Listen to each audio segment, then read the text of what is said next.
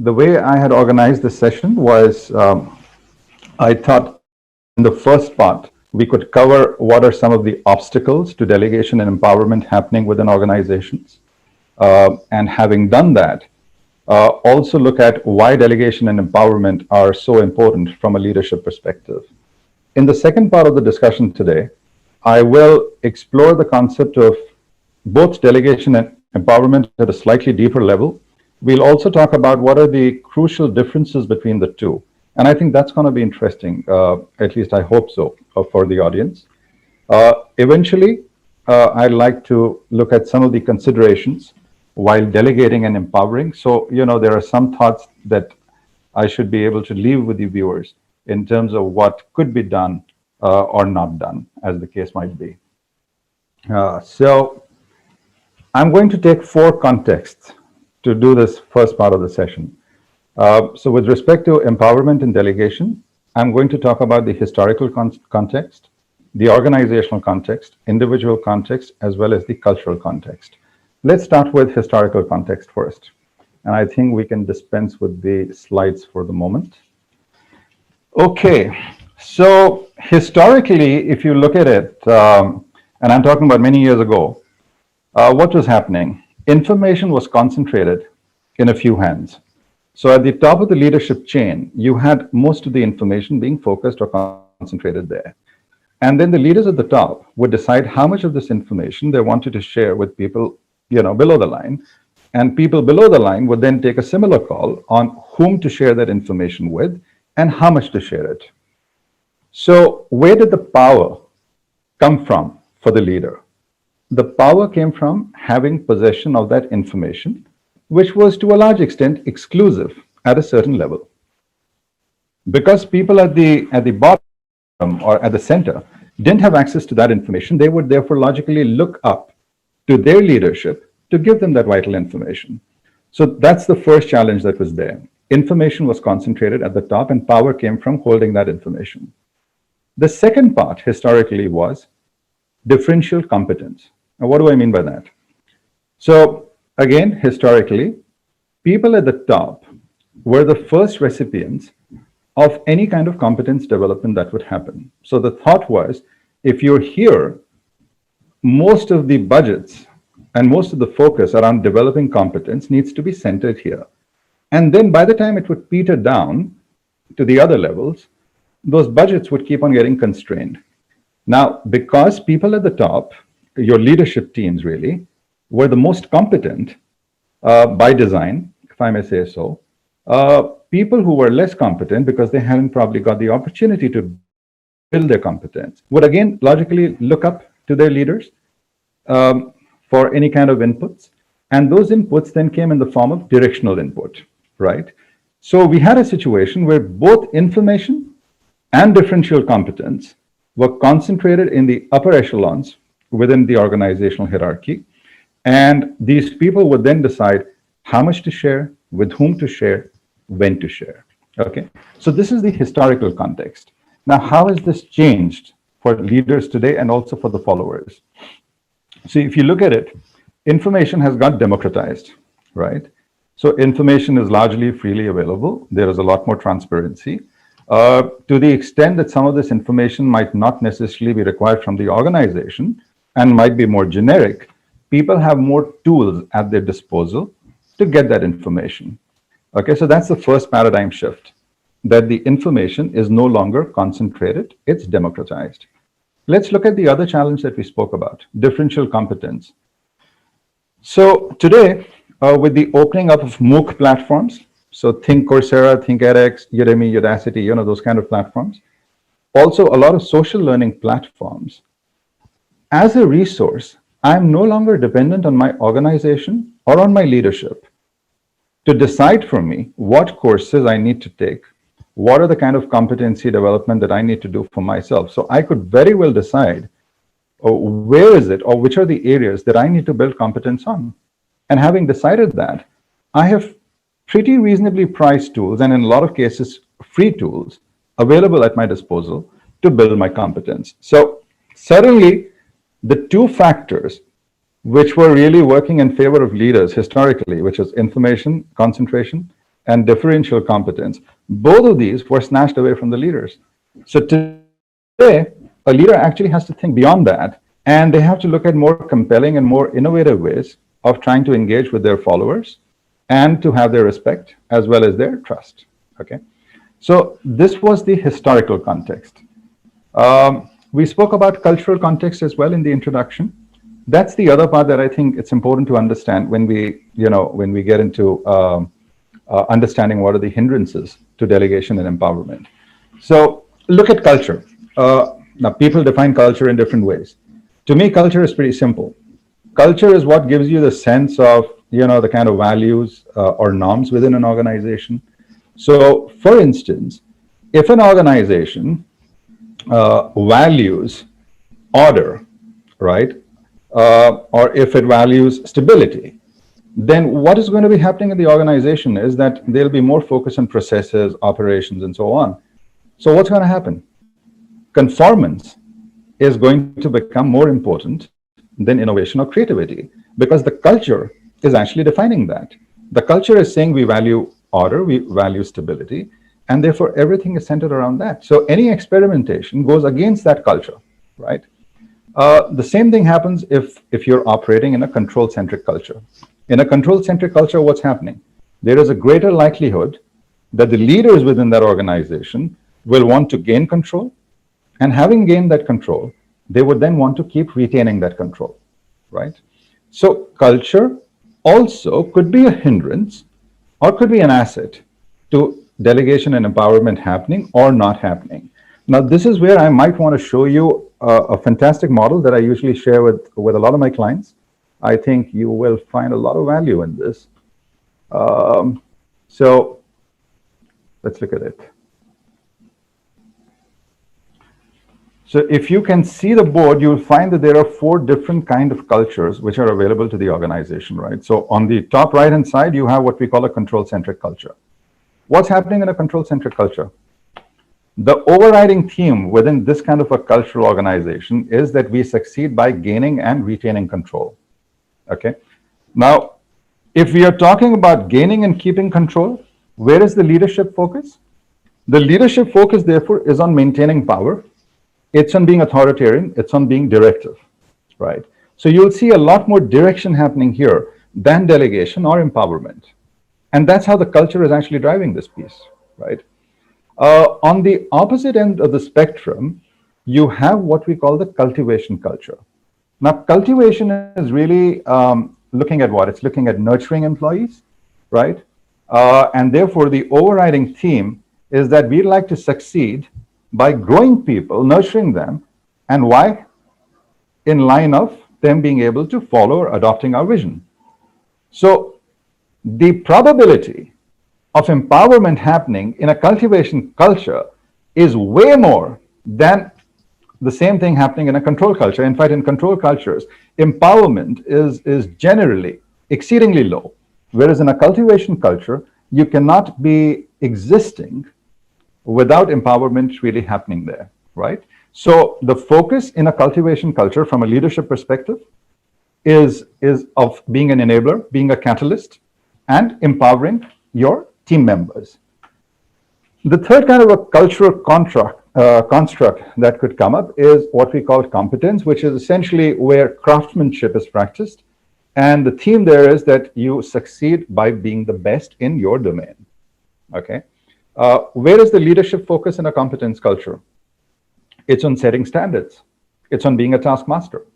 So again, it's a little directional, right? It's more achievement oriented. Therefore, leadership may not have the appetite to invest time in nurturing or in enabling. And therefore, in competence, while the degree of control is not as high as say, in a control culture, but neither is the level of empowerment as high as it would be in the cultivation culture. Finally, you have what we call the collaboration culture, and no prizes for guessing, where that is coming from. So in a collaboration culture, the theme is that you succeed by doing things together, collaboratively. Leadership focus, as is obvious, would be in the leader trying to build teams, right? Coaching becomes a very important part of this. So how do I coach? How do I train? How do I orient my entire team or my business to collaboratively work together in one direction? If you take a pause here and you look at it, think about this as a question. Where do you think maximum empowerment would be happening in all these four cultures? Cultivation and collaboration. Because in cultivation and collaboration, that is exactly where, you're either being a catalyst, you're being an enabler, or, you're coaching people to actually perform at a very different level. Least amount of empowerment would happen in a control culture, followed closely by the competence culture. So we can dispense with the slide for some time. I'm hoping this made sense. By the way, this is known as the Schneider model, a very popular model. In fact, I use this a lot, even in my agile classes, when we are talking about which cultures, are supportive of agile practices. And even there, you have the collaborative and the cultivation culture, which really work a lot in favor of agile. Let's look at, so we've done the historical context where we spoke about information and differential competence, hindering empowerment and delegation. We just spoke about how culture has an impact on delegation and empowerment. The third context is what we call the organizational context. Now, what could this be? If you look at organizations, think about it. You could have decentralized structures, you could have centralized ones. Where do you think empowerment is going to be more? Where do you think delegation is going to happen more? Obviously, in decentralized structures. So, depending on the size, location, distribution of your organization across territories, the more decentralized it is, I've noticed the higher the delegation and at times the empowerment as well. The other thing from an organization's perspective, which impacts delegation or empowerment, is how is communication shared across the organization? How is the coordination? Less the coordination, less the communication, lower the delegation. The third thing would be lack of established practices. So if the procedures and methods within the organization for different tasks are not very established, delegation will not happen. What would promote empowerment, though, is the unstable, non-repetitive nature of the work. Now, this is interesting. Think about it. In your organization, if the work or the nature of the work is unstable or it's non-repetitive, are you going to be able to delegate? The less repetitive the work, the lower the chances of delegating. But the interesting thing here is, in a lot of organizations, while they may not be able to delegate in such a scenario, empowerment actually helps. And this delegation and empowerment as two very disparate management tools that leaders could use. Okay, so that's your organizational context. The final context, when it comes to hindrances to delegation and empowerment, is what is largely talked about in organizations, and that is the individual context. How does the leader, as an individual, either hinder or support delegation and empowerment? Now, most leaders crave control, and I'm sorry that sounds harsh, but the fact is that we've been conditioned to believe that as a leader you need to be in control, right? Because typically the accountabilities on most things are there with the leadership. But the question is, why is it that leaders crave control? It starts from conditioning. So I come from Gen X. Gen X, I'm guessing, would be mid-40s to mid-50s, right? Most people from a Gen X category, or the baby boomers category, we've grown up with the conditioning that there is a leader. You need to look up to the leader. The leader knows best, and therefore a lot of what the leader says, is to be absorbed and then do it. So essentially, execute what the leader is asking you to do. Now, in that context, the leader could be directive, or the leader could be delegative, but certainly not empowering. Because empowering would mean that I am thinking on my own, taking my own decisions, have a great deal of autonomy, and I'm accountable for everything that I'm doing, right? So we have been conditioned to think in a particular way. As a leader, therefore, we behave with our followers in a certain way, and as followers, we look up to our leaders in a different way. But when you look at Gen Y or the millennials, now they're a different breed altogether. And if you look at Gen Z, which is your 25 years and below, the paradigm for them is entirely different, which means there is a lot more questioning happening. So try getting work done from a Gen Z resource without bringing them into what they're supposed to do, without getting ownership out there, and you realize what I'm saying. I mean, it's so difficult to get stuff done there. So the kind of people that you're dealing with, also to a large extent, impacts the kind of strategy that you would use as a leader. With Gen Z, things would be very complicated if you were not empowering them. So all the disadvantages of lack of empowerment would actually reflect there. But going back to our individual leaders, what are some of the things which keep them from giving up control? Conditioning, of course, was one of those. The other thing is insecurity, the fear that if I were to give too much authority,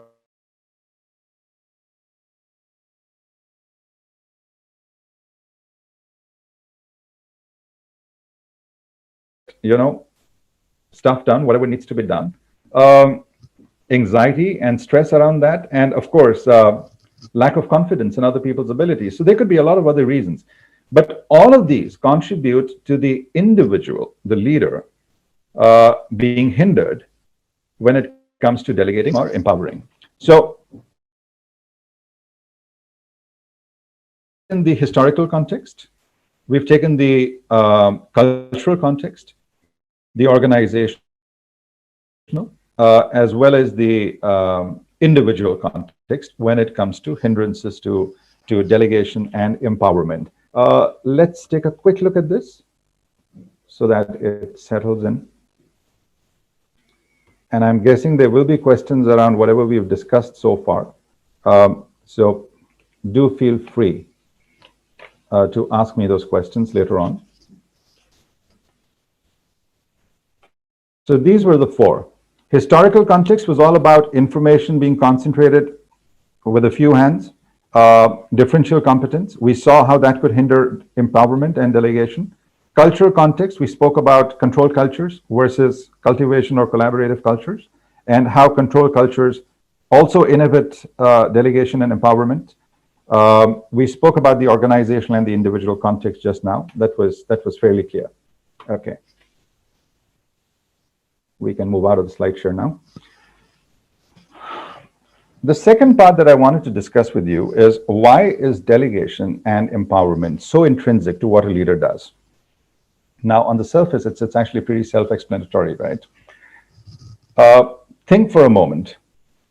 If I were a leader whose entire leadership was based, or my entire leadership credibility was based around position, authority, and power, that would be a very tenuous situation. Why would it be tenuous? Because the moment you took away either power, position, or authority away from me, I would, in a sense, have nothing to offer to any of my team members. So, leaders who operate only from a position of power, position, or authority tend to be perceived as tepid and ineffectual leaders, and not just by their own team members, but also by their. That kind of a perception that can be fairly damaging, not just to the leadership, but to the entire business. Okay.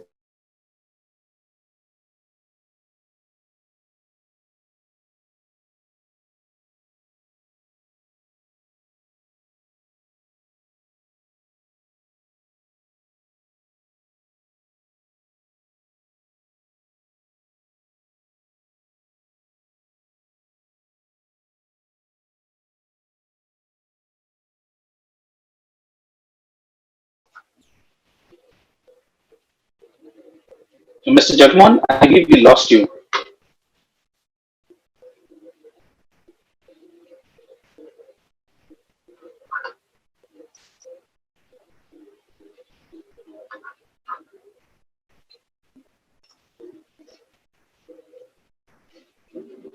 So I believe we lost Mr. Jagmohan.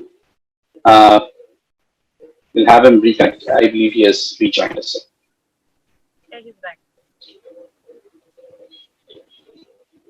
Yeah, Mr. Jagmohan? Sorry about that, Peter. Yeah, I think yes. there might have been a power outage here. My apologies to everybody. I don't know at what point I dropped off, but I think I might have been speaking about that if a leader is not really empowering the team, on the one hand, they are not developing themselves into a strategic resource because their entire time and bandwidth is being spent on transactional items which could have been handled by the team members. But on the other hand, the team and the team members are also not developing because they're not getting an opportunity to learn more because the leader really isn't empowering them or delegating to them. At the end of the day, the leader, the individuals, the team, and the organization, all these constituents suffer, and they suffer because the leader is really not being able to devolve control beyond him or herself, right? At this stage, I'd like to quickly take you back to the slide. The idea is to share with you the core leadership deliverables, as I like to call them, and they're actually quite simple. So, as a leader, what is it that I really need to do? The task is of paramount importance, getting the task done. But how do I get the task done is important because I could do this alone or I could do this collaboratively with my team and other stakeholders. So, am I just focusing on the task, or is my leadership characteristic also considering how I'm developing all the individuals within my team while getting the task done becomes the other part of my leadership. And of course, the third one is getting the task done, developing my leaders, but at the same time, ensuring that the entire team is moving towards being what we call self-directed teams or high-performing teams, right? And eventually looking at the organizational context, which is how strategically oriented am I? Therefore, what kind of strategic outlook do I bring to the organization, right? What kind of innovation am I bringing to the organization through my leadership and through my team? What kind of a culture or mini culture am I creating as part of my leadership? So these are all the core drivers that I would want to be on top of as a leader. And if, as you could see, if I am not empowering, I'll probably get the task done, but the individuals are not going to get developed. The team is not going to be self-directed. Organizational deliverables are going to falter over a period of time. And eventually, even my ability to get the task done comes down because my strategic capability is not really going up. Because at this stage, quick recap, we've spoken about the hindrances to delegation and empowerment, where we spoke about those four contexts. We've spoken about why delegation and empowerment are important from a leadership perspective. The third piece that I want to do with you is to explore, let me shut this. The third piece that I want to do is share with you, or rather explore with you, what is delegation, what is empowerment, and go down to a slightly deeper level and see how these two tools engage with each other. So quick question for people over there, and you can try and give me a response in the chat. In your mind, how is delegation and empowerment different? Or is it different at all?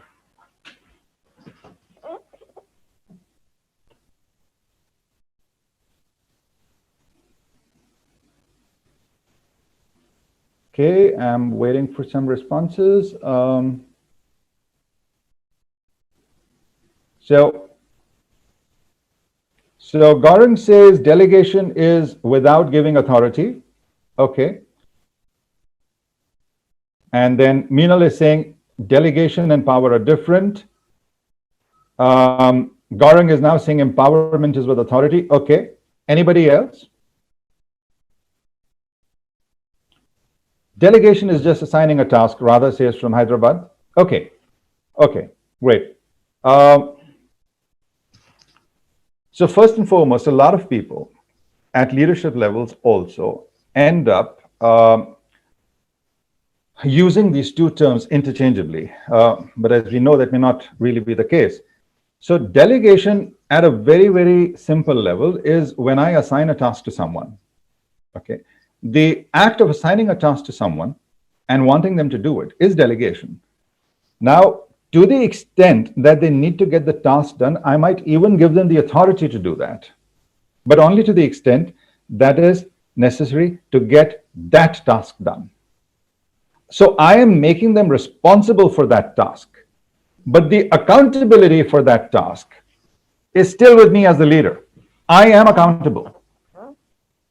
When I am doing empowerment, what is happening is that I am giving, of course, the task to somebody, but I am not giving too many instructions around the task. So even in delegation, by the way, the leader would provide very specific instructions on what needs to be done, might also tell them how to do it, which goes against the popularly held belief of delegation.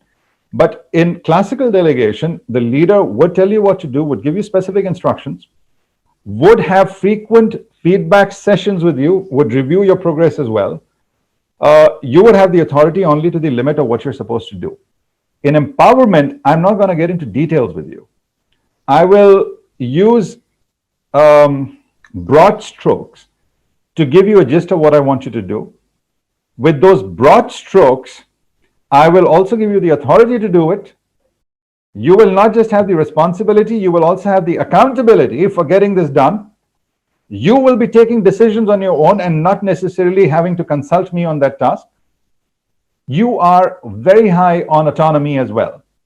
So whether it's decision making, autonomy, accountability, all of those things happen in empowerment, may not happen when we are talking about delegation. So that's the primary difference there. Of course, there is a lot more, but I'm guessing there'll also be a lot of questions around that, and I'd like to kind of pick that up when we are getting into the questioning sessions.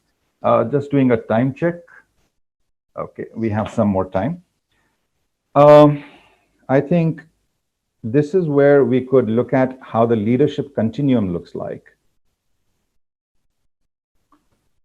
This should address some of the questions which might be there in your mind.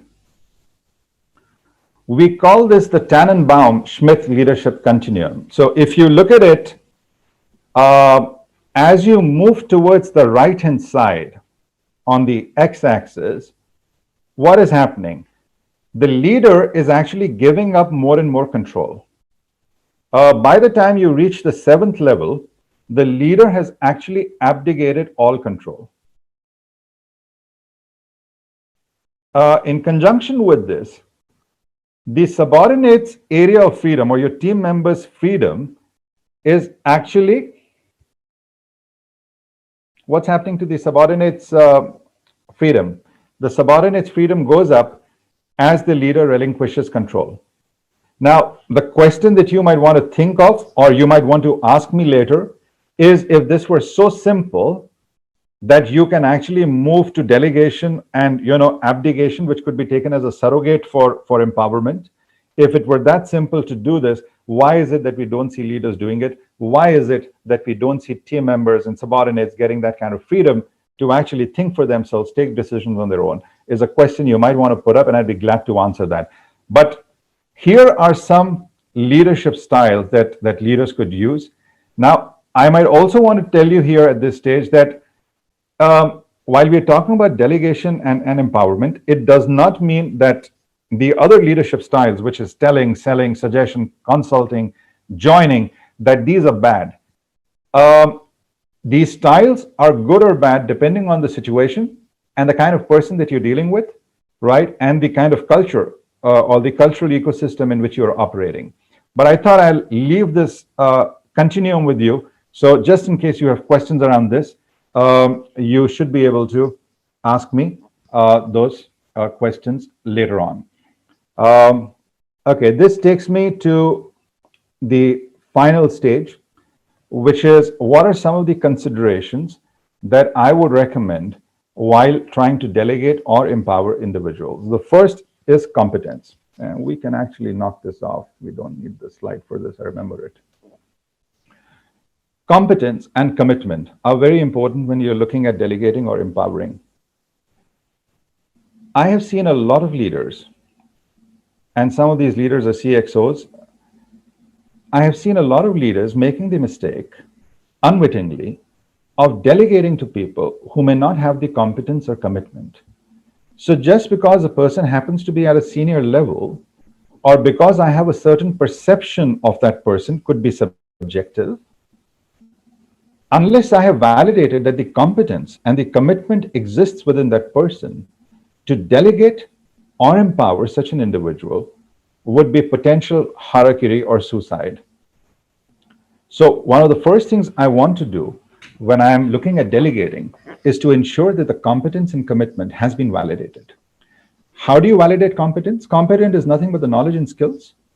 It's easy to do that. You could do it through observation on the job. You could, you could look at giving opportunities to people, see how they respond to those opportunities, how well they do, where they're faltering.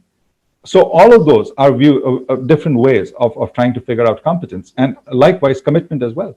Commitment is the willingness, right, to do stuff.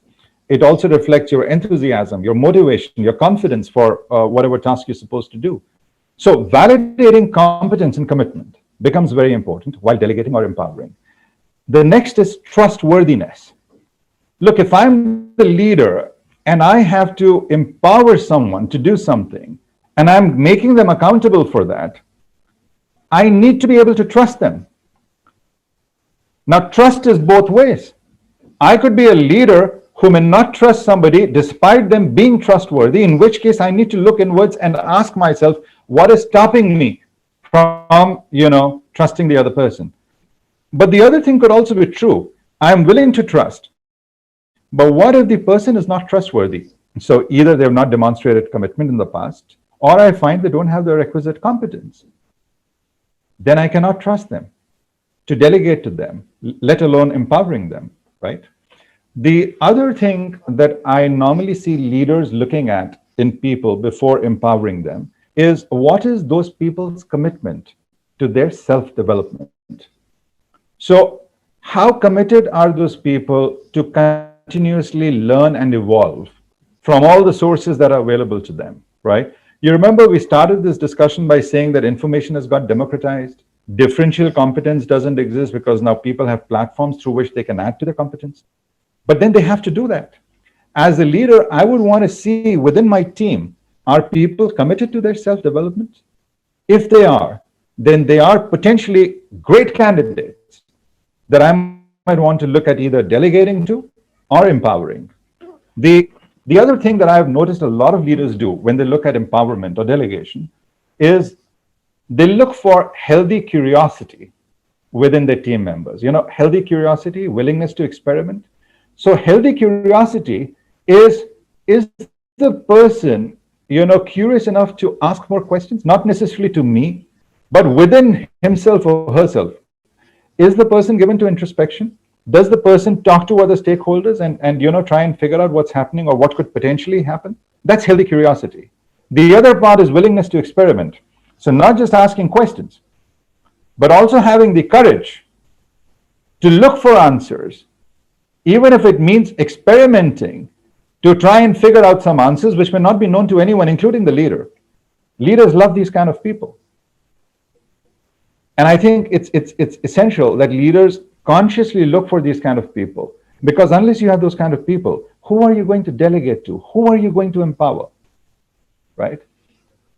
The other thing is, within my team, do I have paradigm shifters or do I have followers?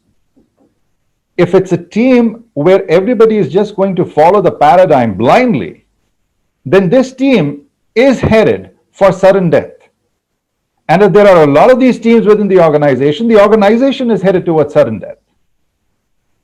So as a leader, what you might want to look at is, who are the potential paradigm shifters within your business or within your team? These are the people that need nurturing. These are the people that you want to actually, set them free to be able to think for themselves, take decisions. Of course, you will do this gradually, because doing this all of a sudden is again potential suicide. So observation, validation, and then, going for that. Now, these are things that you're looking for in your team, but what is it that you're looking at as far as you as a leader are concerned? One is balancing the leadership deliverables. Remember, we spoke about getting the task done, the individual focus, team focus, and the organizational focus. So, balancing all of those deliverables. Now, how are you going to do that? Coaching becomes very important. Now, one of the areas where I feel some of the leaders can really do a much more better job is in taking time out to coach their team members. Because unless you coach them, how are you going to raise their competence levels? How is their commitment level going to go up, right? And if that doesn't go up, you cannot delegate, you cannot empower. So it becomes a vicious circle in that sense. And you'll never be able to delegate. Now, a lot of leaders say that we don't have the time to spend coaching people.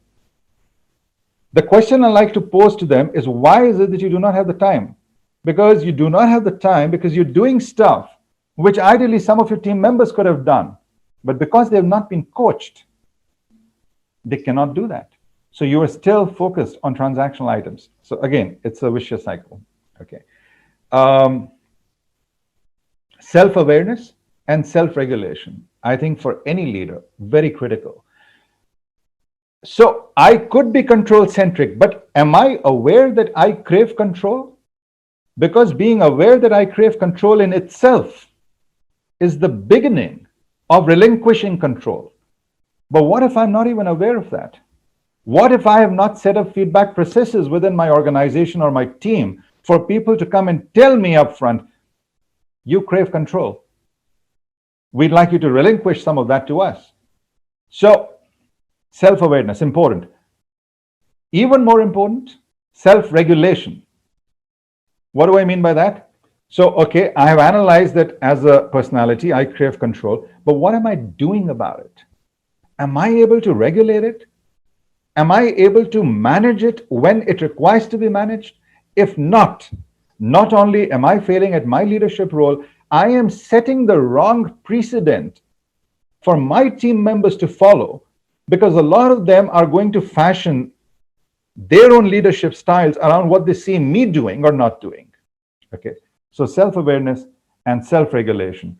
The other is leadership culture. Now, I understand that a lot of times as leaders, we may not have the ability to change organizational culture.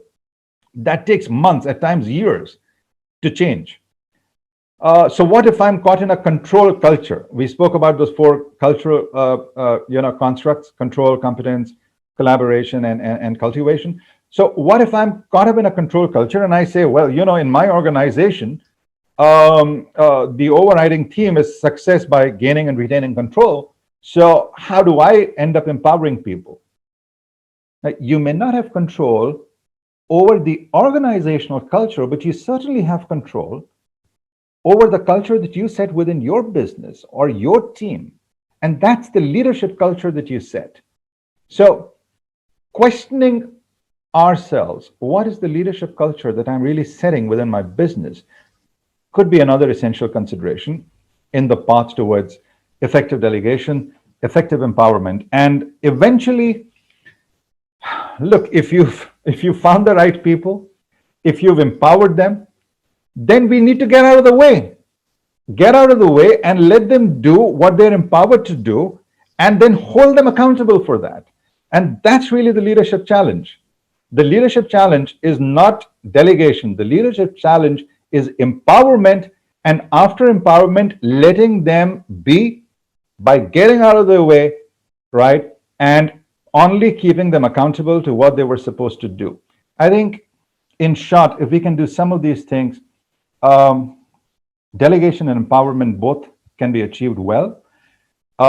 Delegation, again, as you would have probably figured out earlier and certainly now, delegation is much easier. It's a very simple task of just attributing a task to someone. Empowerment is the real challenge. Creating a bunch of people in your team, in your company, who can think for themselves, who have the ability to do things themselves, who can be autonomous without being uncomfortable, who can speak up, and who can take up accountability, which means huge ownership. That is the leadership challenge. And if we can kind of do that, I think we're onto a good path. And as the topic said, you certainly don't need to be a leader who walks alone, because you will have a mile of followers who will be willing to do just about anything for you and the organization. And that's really what is the best outcome that any leader can expect. I was given 45 minutes to have my say. 45 minutes are over. I'm open to questions. Please feel free to throw them at me. I may not be able to answer all of them, but whatever I can, to the best of my abilities, I'd be more than happy to do so. Okay, I have a few questions which have. Peter, thank you so much. I see these questions, so it might be difficult for me to scroll up. Yeah, so do you want me to take them for you? No, so I'm just looking at the questions that you sent me on WhatsApp. So I'll just kind of address those. Sure, sir. So one question is, how can leaders develop the necessary agility within the team to ensure there is no lag and service deficiency in the team deliverables? Okay. So how do you deliver, or rather, how do you develop agility within the team?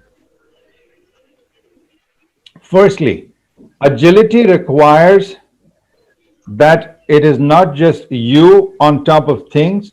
You have a whole lot of people collaborating with you to get stuff done, right?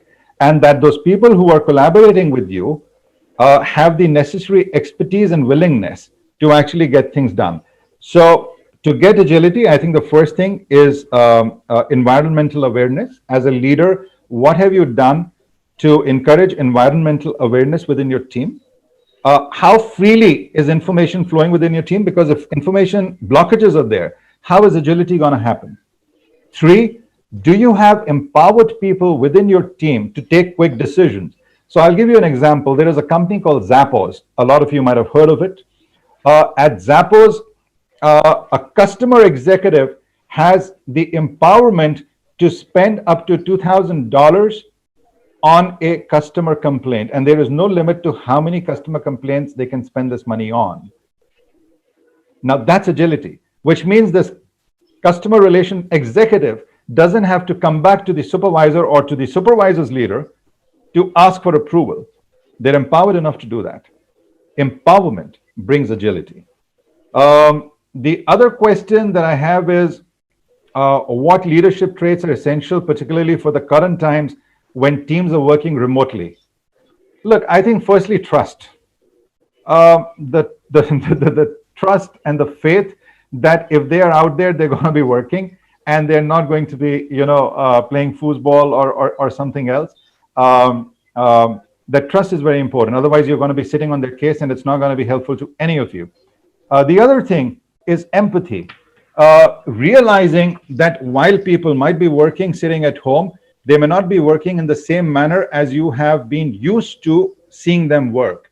And that the change situation also requires a change style of operations, being empathetic to that and being willing to accept that new norm as something which is there. I think the third thing is because there's so many things on hand.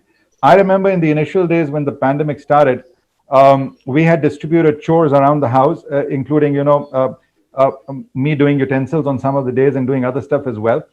Now, things need to be prioritized. So as the leader, I would expect that one of the things the leader would also do is prioritize not just their deliverables, but also help their team members prioritize theirs, right? Unless they're already highly empowered teams, in which case you don't really need to get into it because they're capable of prioritizing on their own. But trust, empathy, the ability to prioritize, and ongoing communication doesn't have to be 2 hours a day, but frequent communication so that that connectedness stays. I think those are some of the things which are really important in today's time for leaders. Okay, there is distributive leadership a way to empowerment? I wonder who has asked this question. This is a very powerful question, and not too many people actually talk about distributive leadership. For people who may not be aware of the concept of distributive leadership, this emerged more in the arena of education research, but now you have various organizations and industries actually, adopting this. In short, what happens in distributed leadership is that the focus is less on the traits of a leader or on a particular situation, but the focus is more on how various tasks can be stretched or distributed across the span of the organization, right? And therefore, the leader's critical task there is to engage in tasks that are distributed across the organization. So, how does the leader follower situation, all of these align? That defines the success of distributed leadership. And to your question, I think it goes a long way in helping empowerment happen. Because it takes the focus away from the leader and also, puts some of the onus on the followers as well. There is another very neat question. I'm actually delighted at some of these questions. What is the new concept of connected leadership? I'm wondering, have some of these questions been thrown to catch me off guard? Because these are really tough ones, but also exciting. Okay. Uh, when we are talking about connected leadership, there are 5 principles that the leader would really follow. So, are you inspirational enough to your team members? Right? How do you motivate people? How do you inspire people? Challenge number 1. Challenge number 2, are you authentic? Do your people see you as authentic? If they don't, then obviously that's a problem. Challenge number 3, do you share power? Challenge number 4, are you collaborative? And challenge number 5, how exploratory are you? So these are the 5 principles of connected leadership. And to your question, if you are actually following the concept of connected leadership, empowerment actually becomes easier. So if you look at all these things, inspirational, authentic, collaborative, sharing of power, exploratory, which means more conducive towards innovation and change management, all of these go a long way towards delegation and empowerment of people. Okay. Then there is a question, how do I cultivate a sense of belonging within the team so that everybody understands and realizes that one team member's failure or success is everybody's? I think that's a very straightforward question. Simple on the surface, difficult, challenging to actually achieve. Think for a moment, not from an organizational context, but from a family's context. So in a family, you have a lot of people. The mother has a say, the father has a say, right? Or depending on who is more dominant, it could be a patriarchal family or a matriarchal family. But at the end of the day, a lot of decisions get taken, which are either good for the entire family or bad for the entire family. How do families work on this? Families who are able to do this really well essentially talk openly and transparently with each of the stakeholders present. They discuss what could be the potential opportunities and the potential threats of any decision being taken. And then a lot of those decisions are taken. Sometimes the parent might actually take a decision, even if there is a lack of conformance or validation or consensus from all the stakeholders. And that's exactly what happens in leadership. If you really want to drive that culture where everybody owns the success and failure, I think decision can still be taken by the leader, but what happens prior to the decision, which means debate the entire problem, understanding the entire problem, if that is managed collaboratively and you are able to give stakeholders an opportunity to speak up, share their perspective, debate the perspective even if you don't agree with it, that'll be a situation where people actually own the success as well as the failure. And I might also add that if you ask a lot of questions at that stage, if you act as a facilitator or as a coach when that is happening, that makes the process even more effective. And one more thing I've seen successful leaders do in getting people to share success and failures both is getting people to set goals for themselves. I see a lot of organizations where goal setting is actually not handed down from the top, but within businesses, people are asked to articulate their own goals, set their own goals, and come up with a plan on how they're going to achieve it. Now, when you're doing that as a team, you own the success and the failure both. And if your performance measurement is also giving greater focus to what you're doing collaboratively than at an individual level, then it is even more so. If you go back to the culture model that I showed you, that's where a collaborative culture really gains over a competence culture, because in collaborative cultures, people are actually able to set goals also collaboratively and set about achieving them collaboratively as well.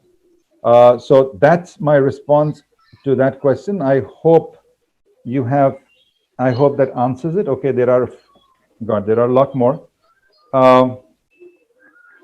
Dr. Dheer says, so cultivation is enabler for competence. Cultivation is in the short term an enabler more for empowerment, Dr. Dheer. But in the long term, what happens is where cultivation cultures have been allowed to breed for a longer time, competence becomes a logical outcome of the process. So to your question, competence will follow a cultivation culture.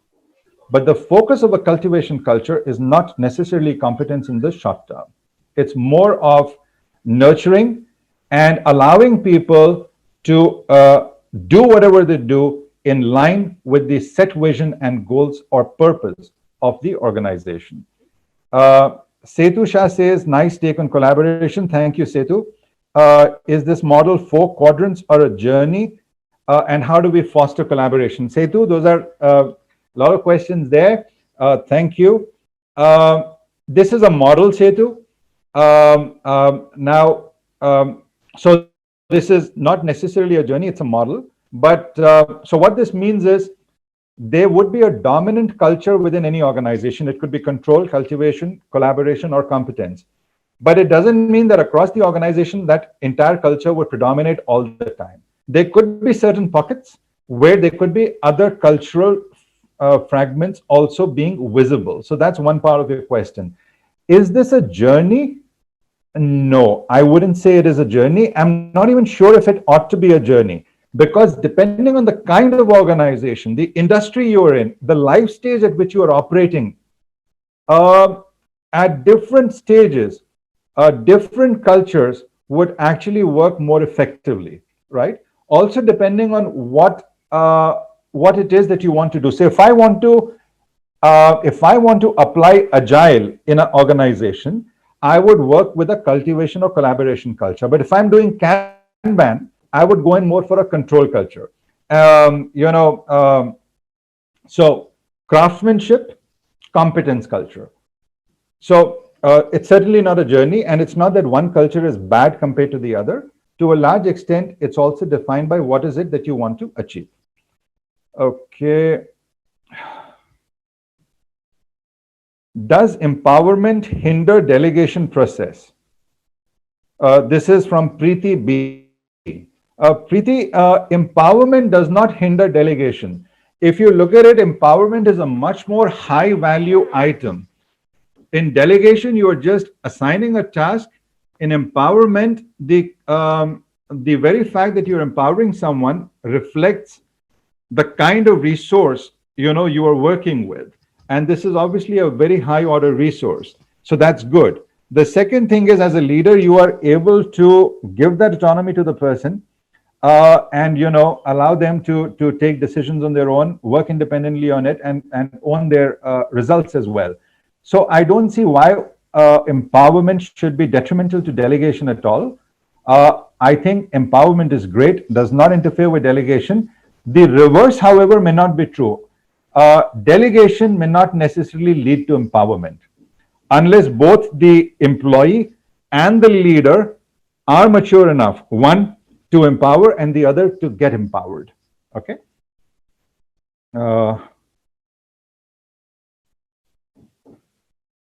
Anish Mascreen has asked a question. Does the leadership continuum path run on similar lines to the situational leadership model? Anish, yes and no. So the situational leadership model from Paul Hersey and Kenneth Blanchard basically talks about 4 quadrants where, depending on the maturity level, competence and commitment level of the resource, you would apply the appropriate leadership style, which could be directive, coaching, supportive, or delegative, right? So the emphasis there is on diagnosis first, and after diagnosing on competence commitment, then applying the appropriate style. The continuum, as mentioned by Schmidt, is actually just that. It's a continuum. The situational leadership model is not a continuum. At any time, I could be looking at different resources, and I could be dealing with them very differently. In the leadership continuum from Schmidt, what he's really talking about is that there are different ways of dealing with people depending on the situation, depending on the context, and depending also, of course, on the maturity level of the person. So there are similarities, but no, it's not that they are replacements of the other. One is not a replacement of the other. Okay.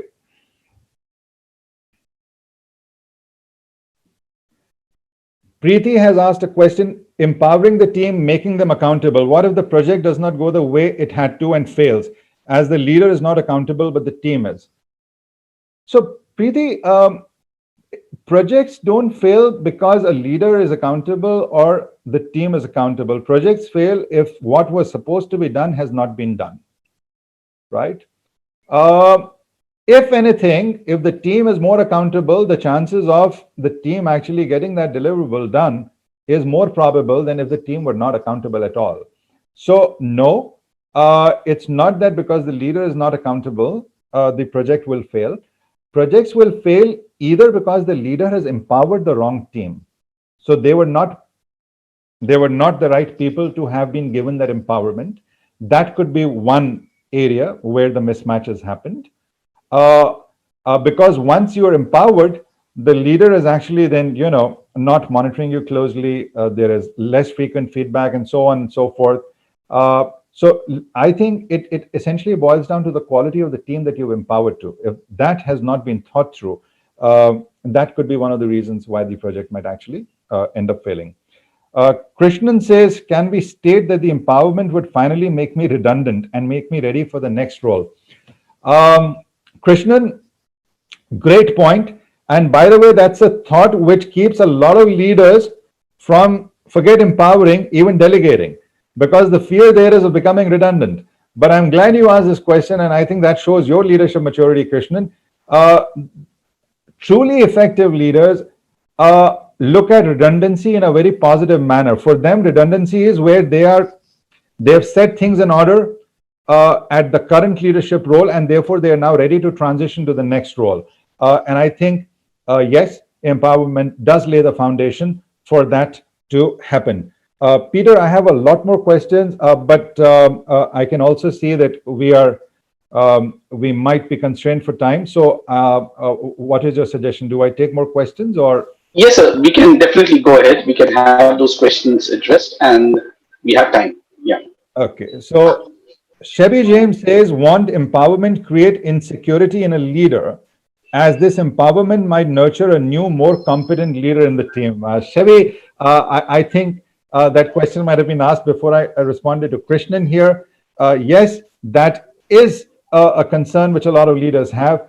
But remember, you have been empowered to reach a certain level by a certain leader. And I think that's very visible to everybody within the organization, including you and the leader himself or herself.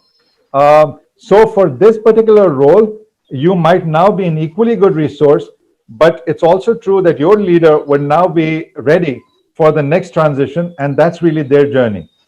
And effective leaders would be looking at that. Meenal Nikam has asked, my question is, how do I deal with leaders who are involved only in transactional activities getting done without empowering and training them to go one level up based on the skills? Meenal, great question. Meenal, to a certain extent, this will also depend on the kind of culture which is predominant in your organization.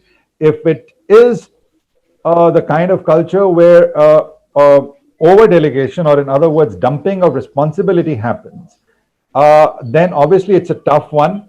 And you have two recourses. One is to manage that conflict with your leader assertively. So the skills which would help you there are assertion. The other, of course, is your influencing style. I would recommend a joint problem-solving influencing style, also otherwise known as a collaborative influencing style.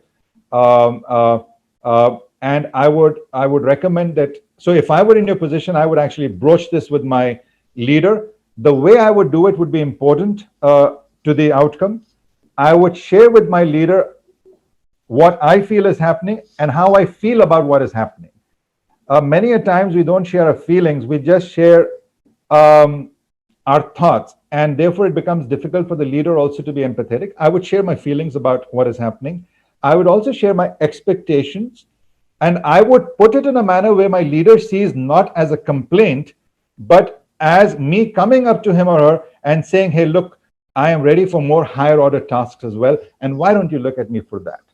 Okay. That's my suggestion on your question.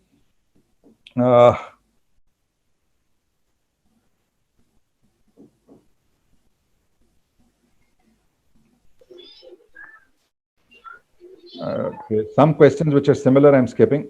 What is crucial to making the leap to leadership? Okay.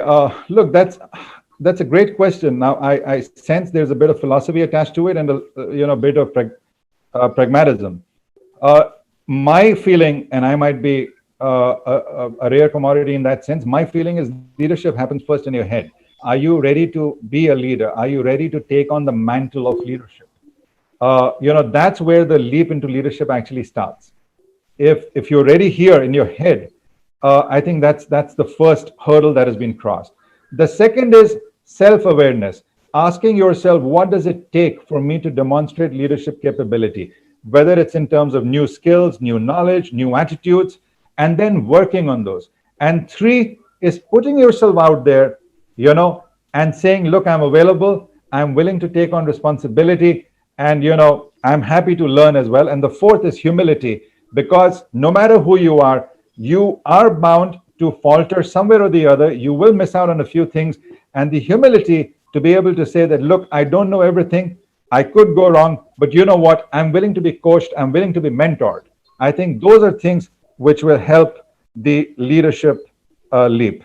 How to handle disagreements with colleagues and teams? While it's not really related to the topic, but I'm glad you asked that. Essentially, what you're talking about is how do I manage conflict? Look, there are 5 styles that you could use in managing conflict. You could use a partnering style, which is actually what results in win-win, conflict management outcomes. Or you could use a challenging style, which is more aggression and a win-lose kind of an approach. You could be obliging or abstaining, which are both conflict avoidant. Or you could use a settling style, also known as a compromising style. At a subtle level, even the settling style is a quasi conflict avoidant kind of a style, because you are not really going all the distance in being assertive or collaborative. I would recommend in that situation to use a partnering style, which is talk about your interests, but also take out time and opportunity to ask people about what their interests could be, because if you can align your interests and theirs, that is the only sustainable recipe for conflicts to be managed and not come back. Because if that has not been done, you may handle the conflict today, the conflict will come up again tomorrow. So that's my recommendation there, if you would like to take. What is the success mantra for effective leadership? I'm pretty sure if I ask this question, even to some of the top leaders that I've had the benefit of learning from and respecting, I'm not sure even they can answer this, and certainly I am not the right person to answer this. Success mantras for leadership keep changing and evolving over a period of time. What made me successful 15 years ago, if I continue doing that without changing, may not make me successful today, and certainly not ready me for success tomorrow. So if I were to pick up just 2 things to answer this question, One would be the willingness to keep challenging your assumptions. A lot of times we tend to ignore the paradigms that put us in a cage. If we can identify what paradigms we are laboring under, and if we can then work on those paradigms, show the initiative to work on those paradigms, I think that is one. The other is the willingness to continuously learn. Satya Nadella, the CEO of Microsoft Worldwide, um, uh, one of the things that he does is, even today, with all the time constraints, he still makes it a point to pick up multiple new courses to go through every day, every week. Now, here is a person who has achieved what one would, or most people would say, is the pinnacle of success, but is still spending that much of time and effort on continuously upgrading himself. And I think that is very important, because the moment you stop doing that, you stagnate, and leaders cannot afford to stagnate, right? So those are two things that I would want to say in response to that question. Uh, how does empowerment drive high performance? The answer is in that question, because what is empowerment really? When you empower people, you have first satisfied yourself that they are the right people to empower, which means you have a bunch of people who are highly committed, highly competent, independent thinking, can take decisions autonomously, are willing to take ownership and accountability. So, these are people who are already poised for high performance. All you are doing as a leader is just unleashing them out there to the world, right? So your job is not to do anything. Your job is to ensure that you have the people who can be empowered, and then unleash them and get the hell out of the way so that they can do what is needed to be done, which, to your point, is delivering high performance, delivering high results, high innovation. Those are some of the things that one could do. What are the key delegation strategies a leader could implement? Well, we spoke about it during the course of the session. Before you delegate, ask yourself the first question: is this something I should be doing? Or is this something that someone else should be doing? If it is something which you are supposed to be doing, well, this doesn't get delegated, obviously. But if this is something which somebody else ought to be doing, sure, you could get them to do it, provided you have validated that they have competence, you validated that they have the commitment, and you are willing to invest time in giving them feedback on what they're doing. You know what happens when you do this to people that you delegate to? Over a period of time, you're able to create individuals whom you can then empower. And that, as we said, is a much more higher value item, right?